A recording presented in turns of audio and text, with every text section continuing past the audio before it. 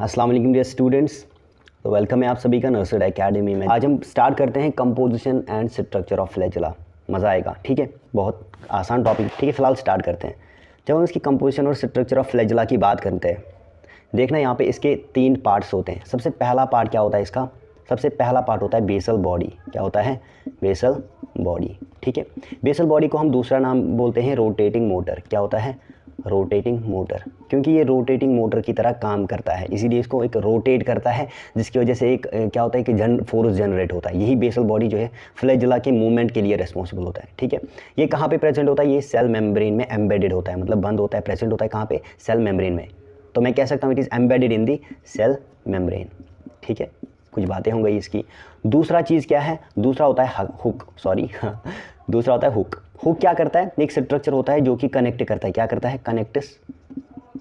Connects this basal body. ये जो basal body होती है, बेसल बॉडी बी लिख रहा हूँ मैं, to the filament, to filament. अब ये फिलामेंट क्या होता है? फिलामेंट इसका जो है फ्लैजेला का तीसरा पार्ट होता है, ठीक है। फिलामेंट जो है ये, इसको हम कैसे डिफाइन करेंगे? फिलामेंट जो है एक ट्यूब्यूलर स्ट्रक्चर होता है। क्या होता है? एक ट्यूब्यूलर स्ट्रक्चर होता है, ठीक है। अब कुछ इसके पॉइंट्स याद रखो कि ये थिन होता है, ठीक है, पतला सा होता है, लेकिन लॉन्ग होता है ना। थिन होता है, लॉन्ग होता है, और स्ट्रक्चर कैसा होता है? हेलिकल स्ट्रक्चर होता है इसका। पर समझ आई? हेलिकल स्ट्रक्चर होता है। ये एक प्रोटीन का बना होता है। एक प्रोटीन जो है, इसकी कंपोजिशन में अगर हम देखें, एक प्रोटीन होता है जिसका नाम क्या होता है? जिसका नाम होता है फ्लैजिलिन। क्या होता है? फ्लैजिलिन, ठीक है। देखना ज़रा यहाँ पे, ये मैं इसका पहले यहाँ पे एक देखो, अगर ये हमारे पास एक बैक्टीरिया है, ठीक है, एक बैक्टीरिया में, सॉरी ये लिख नहीं रहा है रेड पेन, ठीक है। तो मैं अगर ये बैक्टीरिया है मेरे पास, ये बैक्टीरिया का क्या है? अगर मैं इसको सेल मेम्ब्रेन बनाऊँ, ठीक है, एक सेल मेम्ब्रेन है, ठीक है, बैक्टीरियल सेल मेम्ब्रेन। तो जो ये पार्ट होगा, ये पार्ट जो इसमें धंसा हुआ है, एम्बेडेड है, तो इसको मैं क्या बोलता हूँ? इसको मैं बोलता हूँ बेसल बॉडी। क्या बोलता हूँ? बेसल बॉडी फ्लैजेला का। और उसके बाद जो ये पार्ट होता है जो कि फ्लैजेला को, जो कि इस बेसल बॉडी को किसके साथ कनेक्ट कर रहा है? फिलामेंट के साथ। इस फिलामेंट के साथ कनेक्ट कर रहा है, इसको मैं बोलता हूँ हुक, और इसको मैं बोलता हूँ फिलामेंट। यही इसके 3 पार्ट्स होते हैं। अब मैं थोड़ा सा डीप जाऊँगा किसमें? बेसल बॉडी में, जिसको हम रोटेटिंग मोटर भी बोलते हैं, ठीक है। देखना ज़रा यहाँ पे ये जो फ्लैजेलर मोटर होता है, जिसको हम रोटेटिंग मोटर भी कहते हैं, ठीक है, जो कि बेसल बॉडी में प्रेजेंट होता है, उसमें कुछ सेवरल रिंग्स पाए जाते हैं, कुछ सेवरल रिंग्स प्रेजेंट होते हैं जो कि इसके फंक्शनिंग के लिए इंपॉर्टेंट होते हैं, है ना। वो जो कि एसेंशियल होते हैं इसके फंक्शनिंग के लिए, उसको रोटेट करने के लिए एसेंशियल होते हैं। जैसा कि पहला रिंग होता है एल रिंग, ठीक है। एल रिंग का मतलब क्या होता है? ये एक, इसको हम लिपोपॉलीसैकेराइड LPS रिंग भी बोलते हैं। क्या बोलते हैं? LPS रिंग भी बोलते हैं, जो कि LPS लिपोपॉलीसैकेराइड लेयर के साथ अटैच्ड होती है। क्या कह सकता हूँ मैं? Attached to the lipopolysaccharide layer. ये हो गई पहली रिंग। दूसरी रिंग कौन सी होती है? दूसरी रिंग होती है इस पे पी रिंग, ठीक है। पी रिंग क्यों कहा गया? क्योंकि ये एसोसिएटेड होती है, अटैच्ड होती है किसके साथ? अटैच्ड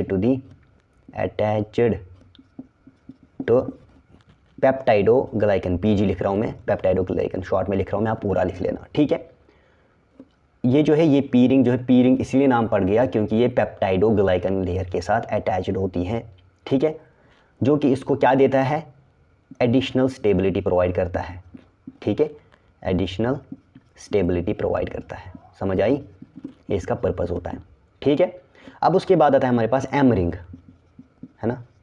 सेवरल रिंग्स कहा था मैंने, मतलब उसके बाद एम रिंग। एम रिंग क्यों कहा गया? क्योंकि इसका नाम क्या होता है? मेम्ब्रेन में ही क्या होती है? एम्बेडेड होती है सेल मेम्ब्रेन में, इसीलिए मेम्ब्रेनस रिंग। एम रिंग मतलब मेम्ब्रेनस रिंग कहा जाता है, ठीक है, मेम्ब्रेनस रिंग कहा जाता है, जो कि कहाँ पे एम्बेडेड होती है? सेल मेम्ब्रेन में, ठीक है, सेल मेम्ब्रेन में ये एम्बेडेड होती है, प्रेजेंट होती है। जो ये मोटर होता है, जो मैंने कहा था रोटेटिंग मोटर, इसका एक बेस जो है, बेस ही इसका कौन बनाता है?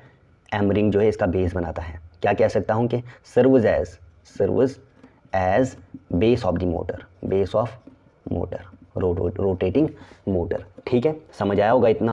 देखना यहाँ पे। उसके बाद होती है एस रिंग। एस रिंग जो है, एस मतलब क्या है? एक स्टेटर रिंग कहा जाता है ना, स्टेटर रिंग कहा जाता है, मतलब कि स्टेशनरी रिंग। स्टेशनरी मतलब क्या होता है? रुका हुआ, स्टेशनरी रिंग कहा जाता है, जो कि क्या करती है? इंटरैक्ट करती है, इंटरैक्ट्स विद दी रोटर, ठीक है। ये रोटर क्या होता है? अब ये रोटर आपको कंफ्यूज कर रहा होगा।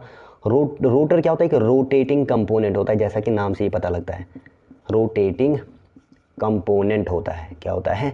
एक रोटेटिंग कंपोनेंट होता है जो कि इस स्टेटर के साथ इंटरैक्ट करता है। क्या करता है? इंटरैक्ट करके एक टॉर्क जनरेट करता है ना। Upon interacting with the stator it generates a torque, है ना। टॉर्क क्या होता है? एक फोर्स होता है ना। जब ऐसे घूमता है, जब ये रोटर जो है स्टेटर के साथ इंटरैक्ट करेगा तो एक फोर्स जनरेट करेगा, एक टॉर्क जनरेट करेगा, ठीक है, जो कि पुश करेगा, एक फोर्स जनरेट करेगा, जिसकी वजह से क्या होगा? फ्लैजुलर मूवमेंट होगा, जो ड्राइव करेगा फ्लैजुलर मूवमेंट। इट ड्राइव्स, है ना, मजबूर करता है फ्लैजुला को मूवमेंट करने में, एक फोर्स होता है, ड्राइव्स फ्लैजुलर मूवमेंट। आप ऐसे ही लिखोगे ना एग्जाम में तो आपको 100% मार्क्स मिलेंगे, ठीक है। ड्राइव्स फ्लैजुलर, इसी की वजह से जो जब फ्लैजुला मूव करता है तो हमारा बैक्टीरिया जो है मूवेबल हो जाता है, उसमें मूवमेंट आ जाती है, ठीक है। देखना ज़रा यहाँ पे, अब देखना ज़रा यहाँ पे थोड़ा सा डायग्राम में देखते हैं। देखो ये मैंने कहा था, देखो ये सेल वॉल होता है, ये सेल मेम्ब्रेन है, ठीक है। सेल वॉल जो है, देखो ये दोनों, ये 4 रिंग्स जो मैंने आपको पढ़ाई LPMS, देखो ये इसमें प्रेजेंट है। इसको कलेक्टिवली हम क्या कहते हैं? क्योंकि बेसल बॉडी में ही प्रेजेंट होते हैं, रोटेटिंग मोटर जिसको कहा जाता है। इसको हम पूरे को क्या कहते हैं? इस पूरे को क्या बोलते हैं? Basal body. हुक तो इसके बाद होता है, उसके बाद फिलामेंट होता है। देखो पहली रिंग होती है एल रिंग, जो कि लिपोपॉलीसेकेराइड लेयर के साथ अटैच्ड होती है। पी रिंग पॉलीपेप्टाइडोग्लाइकन लेयर के साथ अटैच्ड होती है, ठीक है।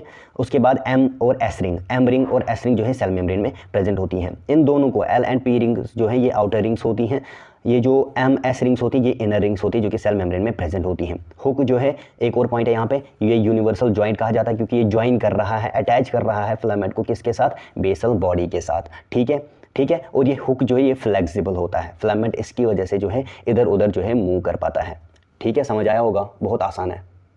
अब देखना यहाँ पे आप पढ़ते हैं टाइप्स ऑफ फ्लैजेला, ठीक है। टाइप्स ऑफ फ्लैजेला बहुत आसान है। देखो पहला होता है, मैं शॉर्ट में लिखूंगा, आप पूरा लिख लेना, मोनोट्राइकस। MT मतलब मोनोट्राइकस। मोनो का मतलब क्या होता है? सिंगल, मतलब single flagellum, single flagellum at, flagellum हो गया मतलब जब सिंगुलर की बात करते हैं, इसलिए मैं फ्लैजेलम लिख रहा हूँ, एट वन एंड। इसको मैं डायग्राम में भी बनाऊंगा, वन एंड, ठीक है। ये होता है अगर ये बैक्टीरिया है, अगर यहाँ पे फ्लैजेला प्रेजेंट है तो ये हो गया क्या? एक ही एंड पे प्रेजेंट है, सिंगल है, मतलब कि मोनोट्राइकस। अब देखना यहाँ पे लोफोट्राइकस, दूसरा होता है लोफोट्राइकस, ठीक है। लोफो का मतलब क्या होता है? लोफोट्राइकस का मतलब क्या होता है? Multiple flagella. ये लिखना तो नहीं था यार, आसान है। Eight one